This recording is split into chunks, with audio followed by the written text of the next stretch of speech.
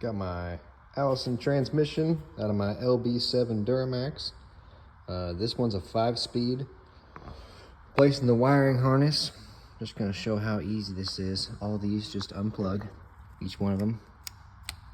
And these just pull right off. Some of them will have a red connector here. It's gonna have a blue tab right where my index finger is right here. Pull the blue tab all the way off. And at the bottom, pull out, and it'll come right off. There is a connector right down there.